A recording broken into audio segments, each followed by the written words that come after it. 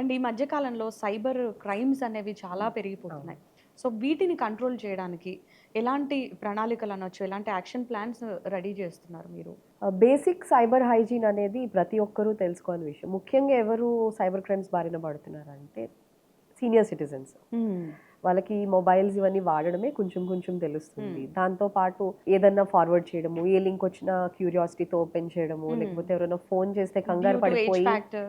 హ్మ్. వాళ్ళకి టెక్నాలజీతో అంత హ్మ్. అవేర్‌నెస్ హ్మ్. తెలియక లేక ఎప్పుడైతే ఎవరైనా ఫోన్ చేస్తే కంగారు పడిపోయి ఓటీపీలు చెప్పడము, యాహ్! లేకపోతే డిజిటల్ అరెస్ట్ లాంటివి ఏదైనా ఉంటే కంగారు పడిపోయి ఇది నిజంగా ఆ మధ్య కాలంలో చాలా మందికి కొన్ని ఫోన్ కాల్స్ వచ్చాయి. ఈవెన్ నాకు కూడా వచ్చింది. ఏదో పోలీస్ అని చెప్పేసి చేస్తా ఉంటారు.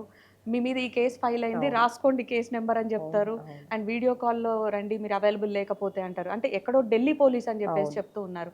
అసలు ఇది ఎలా మొదలైందండి? అసలు దాన్ని ఎలా అరికట్టారు మీ డిపార్ట్‌మెంట్? ఇప్పటికి జరుగుతున్నాయి. హ్మ్. కానీ చాలా మటుకు తగ్గింది. హ్మ్. లాస్ట్ 1 ఇయర్‌లో అయితే చాలా విపరీతంగా పెరిగిపోయిన ట్రెండ్ అనమాట అది. హ్మ్. హౌస్ రెంట్ కోసము ఓపెన్ చేసే ఈ 99acres.com, housing.com హ్మ్. ఇట్లాంటి వాటిల్లో రెంట్ కోసం వెతుకుతున్నప్పుడు వాళ్ళకి వేరే లింక్స్ అది పంపించి స్పూఫ్ చేయడం. అది ఒక రకమైన హ్మ్. చాలా జరిగాయి హ్మ్. ముందు.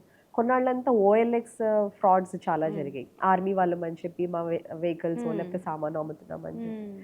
అది కొన్నాళ్ళు జరిగింది. దాని మీద అవేర్‌నెస్ పెంచే కొద్దీ అది ఎవరు నమ్మకపోయేసరికి మళ్ళీ వాళ్ళు మార్చుకుని ఆధార్ నంబర్ అడుగుతారు. కావాలని ఆ! తప్పు చెప్పిన సందర్భాల్లో యెస్. కూడా వాళ్ళు యెస్. దాన్ని హ్మ్. నిజమే అని జెప్పేసి ఆ! దాన్ని వెరిఫై చేసేసుకొని. యెస్. లాస్ట్ 1 ఇయర్ నుంచి డిజిటల్ అరెస్ట్ అనేది బాగా ఎక్కువ అయింది. హ్మ్. ఇట్లా మేము పలానా ఢిల్లీ పోలీస్ అని, కస్టమ్స్ అని, హ్మ్. సిబిఐ ఎంత అని, రియల్‌గా అంటే నార్కోటిక్స్ అని ఇట్లా నిజంగానే రకరకాల పోలీస్ అని నమ్మే అవును. వాళ్ళ రకంగా. యూనిఫార్ము ఇట్లా ఇన్సిగ్నియా ఇవన్నీ పెట్టుకొని దాని ముందు కూర్చొని మాట్లాడడం అనేది చేసేసరికి ద ప్రాబ్లమ్ ఈజ్ అటు ఒక రకమైనటువంటి ఫియర్ సైకోసిస్‌లోకి తీసుకువెళ్ళిపోయి యాహ్! కోట్లు, కోట్లు ట్రాన్స్‌ఫర్ చేసిన వాళ్ళు కూడా ఉన్నారు. Unfortunately there was a recent incident where senior citizen died also of heart అబ్బా! అటాక్ ఆ ప్రెషర్‌కి తట్టుకోలేక.